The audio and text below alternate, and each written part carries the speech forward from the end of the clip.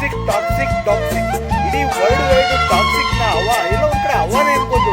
ಎಲ್ಲೋ ಒಂದು ಕಡೆ ನಮ್ಮ ಒಂದು ಕನ್ನಡ ಸಂಸ್ಕೃತಿನ ಇಲ್ಲಿನ ಒಂದು ಕನ್ನಡ ಚಿತ್ರ ಅಂತ ಹೇಳ್ಕೊಂಡು ಇವತ್ತು ಹಾಲಿವುಡಲ್ಲಿ ರಿಲೀಸ್ ಆಗ್ತಿದೆ, ಏನೋ ಹವಾಮೇನ್ಯ ಮಾಡಿದೆ, ಅದು ಮಾಡಿದೆ, ಇದು ಮಾಡಿದೆ ಅಂತ ಎಲ್ಲೋ ಒಂದು ಕಡೆ ಸಾಮಾಜಿಕ ಜಾಲತಾಣದಲ್ಲಿ ಎಲ್ಲೋ ಒಂದು ಕಡೆ ಹರಿದಾಡ್ತಿರ್ಬೋದು.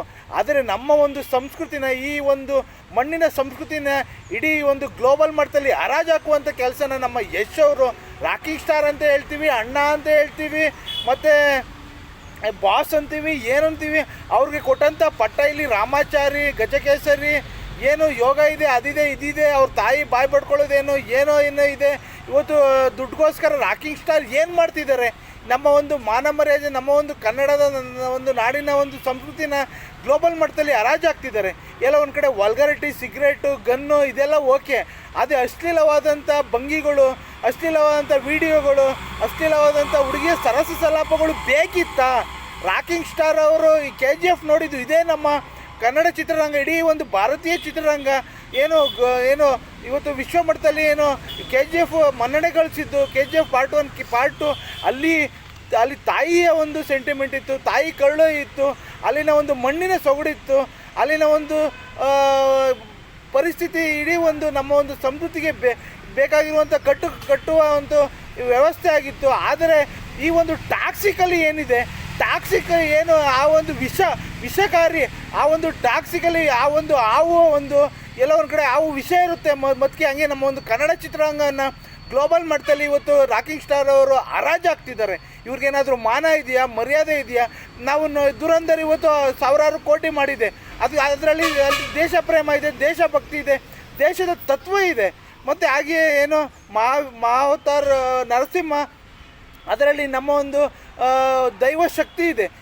ಮತ್ತು ಕಾಂತಾರ, ಅದರಲ್ಲಿ ನಮ್ಮ ಒಂದು ಭಾಗದ ಒಂದು ದೈವ ನರ್ತನೇ ಇದೆ.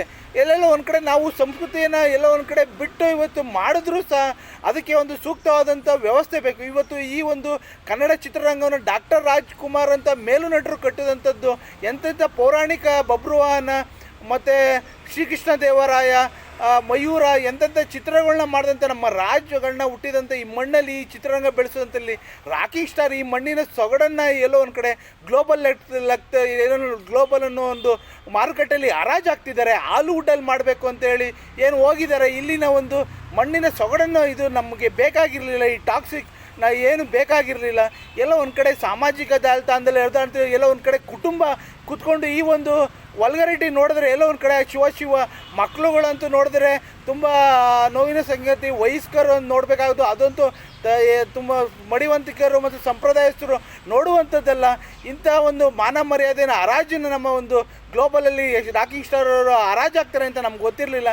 ಎಂಥದ್ದು ಕಿರಾತಕ, ನಮ್ಮ ಮಂಡ್ಯ ಸೊಗಡಿನ ರಾಜಾಹುಲಿ ಮತ್ತು ರಾಮಾಚಾರಿ, ಚಿತ್ರದುರ್ಗದ ಕೋಟೆ, ಎಂತೆಂಥ ಚಿತ್ರಗಳನ್ನು ಮಾಡಿದರು. ಅಂಥ ರಾಕಿಂಗ್ ಸ್ಟಾರ್ ಇವತ್ತು ಯಾವ ಮಟ್ಟಕ್ಕೆ ಹೇಳ್ತಿದ್ದಾರೆ ಎಲ್ಲವೂ ಒಂದು ನಿಮಗೆ ಬಿಡ್ತೀನಿ, ನೀವೇ ಪ್ರಶ್ನೆ ಮಾಡಿ, ನಿಮಗೆ ಎಲ್ಲವನ್ನು ಅರ್ಥ ಆಗುತ್ತೆ. ನನ್ನ ವಿಡಿಯೋ ಉದ್ದೇಶ ಇಷ್ಟೇ. ಎಲ್ಲೋ ಒಂದು ಕಡೆ ಕನ್ನಡ ಚಿತ್ರರಂಗ ಒಂದು ಭಾರತೀಯ ಮಾರುಕಟ್ಟೆಯಲ್ಲಿ ಇತಿಹಾಸ ಸೃಷ್ಟಿ ಮಾಡ್ತಿದೆ ಅಂತ ಹೇಳಿದ್ರೆ, ಎಲ್ಲೋ ಒಂದು ಕಡೆ ಗ್ಲೋಬಲ್ ಮಟ್ಟದಲ್ಲಿ ಇವತ್ತು ವಿಶ್ವ ಮಟ್ಟದಲ್ಲಿ ಮನ್ನಣೆ ಪಡಿಬೇಕು ಅಂತ ಹೇಳಿದ್ರೆ ಈ ಒಂದು ಮಣ್ಣಿನ ಸೊಗಡನ್ನು ತೊಗೊಂಡೋಗಿ ಅಲ್ಲಿ ಬೆಳೆಸಬೇಕು. ಅದು ಬಿಟ್ಟು ಅವ್ರ ಸೊಗಡನ್ನು ತಗೊಂಬಂದು ಇಲ್ಲಿ ಬೆಳೆಸುವಂಥದ್ದು ಬೇಕಾಗಿಲ್ಲ. ಇಂಥ ರಾಕಿಂಗ್ ಸ್ಟಾರ್ಗಳು ಜಾಸ್ತಿ ವರ್ಷ ಉಳಿಯೋದಿಲ್ಲ.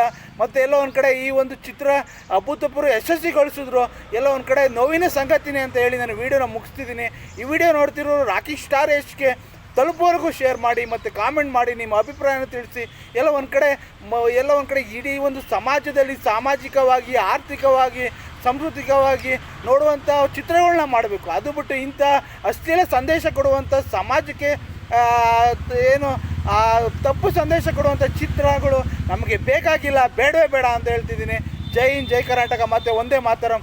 ಶಂಕರ್ ನಾಗು ಮತ್ತು ವಿಷ್ಣುವರ್ಧನ್, ಅಂಬರೀಷು, ಮತ್ತು ಎಂತೆಂಥ ಅನಂತ್ ನಾಗು, ಎಂತೆಂಥ ಮಾನೀಯರು ಇದ್ದಂಥ ಈ ಒಂದು ಕನ್ನಡ ಚಿತ್ರರಂಗ ಇವತ್ತು ಹರಾಜಾಗ್ತಿದೆ ಅಂದರೆ ಶಿವ ಎಲ್ಲ ನಿಮಗೆ ಗೊತ್ತಿದೆ. ಜೈ ಹಿಂದ್, ಜೈ ಕರ್ನಾಟಕ. ಮತ್ತು ಒಂದೇ ಮಾತರಂ.